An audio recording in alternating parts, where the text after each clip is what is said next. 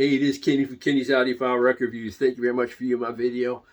As I always say, please like and subscribe. I sincerely appreciate that. In this video, I'm going to review 3 jazz records. One that I think my audience, if you're not familiar with these records, I get to them in a few minutes. You definitely check out, listen to them on YouTube. They're really nice jazz records. And also the last record that I review in this record is going to be a non-jazz album. I thought I'd keep that series going every now and then and review a non-jazz record in the last record review in this video. And oh, by the way, sorry for the noise and the distraction above. That's my ceiling fan, and sorry for the red eyes. This time of year I usually get my butt kicked from allergies. But that's not going to stop me from doing these videos for my audience. So I'm going to get started with this album that was originally released in 1963 on Blue Note Records. Joe Henderson. Page 1 is the name of the album. This album, again, that was originally issued in 1963. This is a Blue Note Classic Series reissue version of the record. Features Kenny Dorham, trumpet, Joe Henderson, tenor sax, McCoy Tyner, piano, Butch Warren, bass, Pete LaRocca, drums. I'll show you the song listing on the back of this album. Joe Henderson, as a tenor sax player, in my opinion, is highly underrated, so I thought I'd review this record. Again, this is on the beautiful Blue Note Classic Series label. And the performances throughout, from the first song to the last song, are solid. Great balance in terms of order of the songs. The compositions are quite good. And oh, by the way, Kenny Dorham on this record is in the left speaker, Joe Henderson in the right speaker. Pete LaRocca on drums, if I recall, was in the right speaker as well, whereas McCoy Tyner, piano, Butch Warren, bass, were around the center of the soundstage. I do like the separation of the trumpet, Kenny Dorham, in the left speaker, and Joe Henderson, tenor sax, in the right speaker. I like that mix, and I love the vividness of the Kenny Dorham trumpet, Joe Henderson, and also Pete LaRocca in terms of their instruments, the way they were captured during this recording.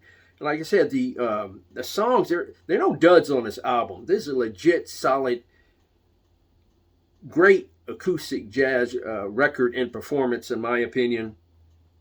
And I just really enjoyed just the overall balance of the compositions and the order of the songs in this record. This is a record you should definitely check out, no doubt. It was recorded, at least the trumpet, tenor sax, and piano were recorded very well, as I do with several of these Blue Note records. I do have an issue with the bass and piano, although the frequency range was recorded very well, represented very well on this record. I always say on a lot of these Blue Note records, I wish the piano and bass were recorded just a little bit better.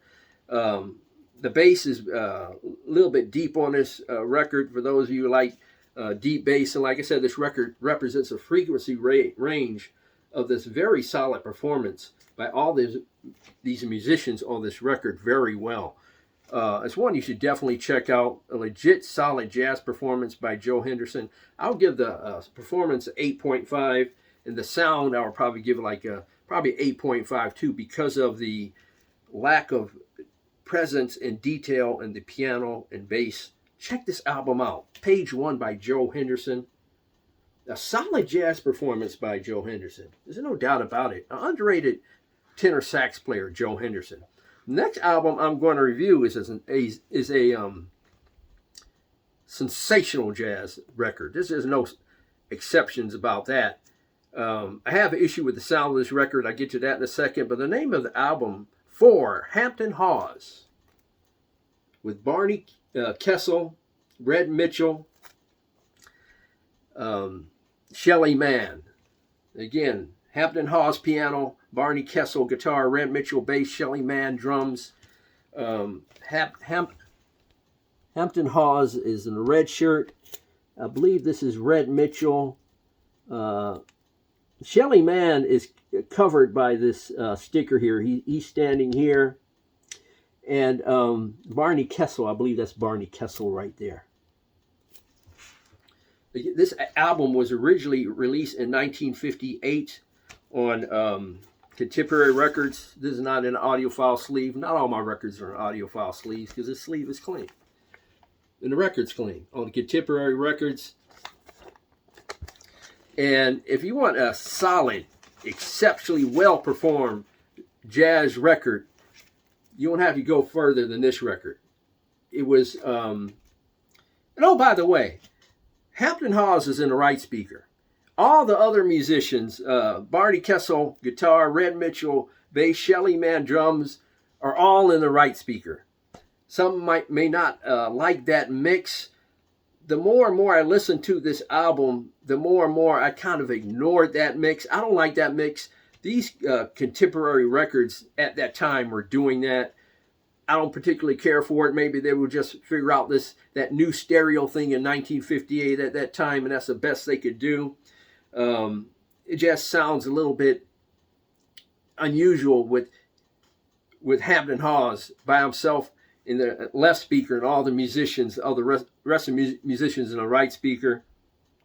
But I'll show you the song listing. The Yardbird Suite is a nice example of how the musicians are performing and showcase on this tremendous jazz record.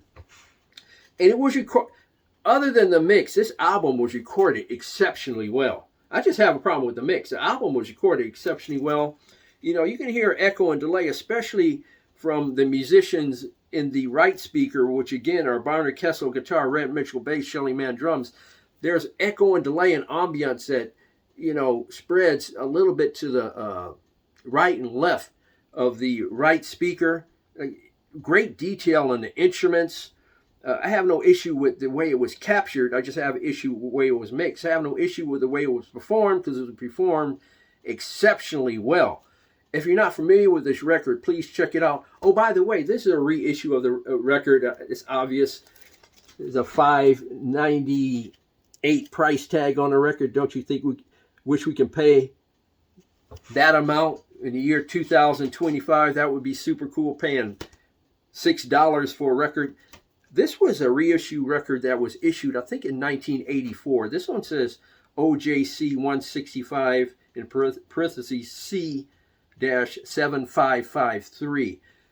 This version of the record sounds tremendous, in my opinion, although I don't have anything to compare it to. It's an original shrink. I probably had this for decades.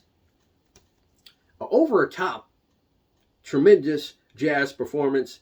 And again, this captured the way jazz was performed in 1958. Nothing but great things to say about the performance. Performance gets a 9.5, and believe it or not, so does the sound. The only thing that's you know what, on this record, yeah, I give it a 9.5 because the musicians and the instruments were captured exceptionally well. I just have the issue with the way it was mixed.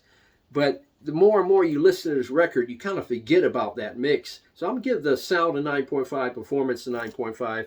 And this is tremendously great Hampton Hawes record. Those of you who are not familiar with this record, please check it out. I believe Craft Recordings may have a reissue version of this record. I might have to get that and do a comparison with this one, although this one sounds exceptionally great. But I believe Craft Recordings has the, I'll show you the back of this. So you see the songs again. Craft Recordings has a reissue version of this record, I believe. Hampton Hawes 4. One you should definitely check out with his all-star cast, in my opinion. The next record is an artist that some of you out there in the jazz world may not be familiar with. His name is Bruce Foreman. And the name of the album is called The Bash. This album was recorded in 1982. It wasn't released until 1985. This was recorded at Van Gelder Studios with Rudy Van Gelder as an engineer, but it has Bruce Foreman guitar, Albert Daly piano, Buster Williams bass, Eddie Gladden drums. This is another album in which, from beginning to end, the song selection and the performances are over the top, sensational. Bruce Foreman is an insanely underrated jazz guitar player, in my opinion. Check him out on this record if you're not familiar with Bruce Foreman. Just get a idea of the vibrant groove of his playing style. I think I enjoyed this record more than any other record during this listening session, in my opinion. This album, the performance, I give a 9. The sound, I'm going to give it 8 because the instruments were not as pristine in detail. It didn't come across as a very detailed type recording. So I'm giving the sound an 8. Performance a 9. Definitely check this out, please. It's a great record. I'll show you the back of the record. I failed to do that. But it is a sensational record to listen to. All the solos on this record, whether it was piano, bass, drums, guitar, were well performed. Bruce Foreman is a sensational jazz record, in my opinion. It just wasn't recorded that well, so I'll give the sound an 8. I have this other Bruce Foreman record. This was on Craft Recordings. Now, I was going to review this record. I just mentioned it real quick. This one, the Bruce Foreman Quartet album with special guests, and that special guest is Bobby Hutcherson. This is a nice record. It really is. It was recorded better than the Bash album. But I thought the Bash album was a better performance. But if you have not heard of Bruce Foreman, check both albums out. This one, the Bruce Foreman Quartet with special guest Bobby Hutcherson, and the Bash. They're both very nice records, oh, by the way. Check out Bruce Foreman, a highly underrated jazz guitar player, in my opinion. So I thought I'd review one of his records in this video. Now, the last record I'm reviewing this video is a non-jazz record. A non-jazz record. It is War. All Day Music. That's a great title for this album because I can play this record all day long. That's how sensationally great this album is. You have Howard Scott, guitar, percussion, vocals, B.B. Dickerson, bass, percussion, vocals, Lonnie Jordan, organ, percussion, vocals, Harold Brown, drums, percussion, Papa D. Allen, conga, bongos, percussion, vocals, Charles Miller, flute, tenor, baritone, sax, percussion, vocals, and the great Lee Oscar, harmonica. This album was originally released in 1971. I think it was issued November 1971. I was barely turned 11 years old when I was listening to this album. My brothers had this album, All Day Music. Back then, kids didn't have great stereo setups. So we couldn't really, and we weren't into the audiophile aspects of listening to records. We just simply were not. This record sounds sensational. The first song, I'll show you the song, listening on the back of the record before I get into that.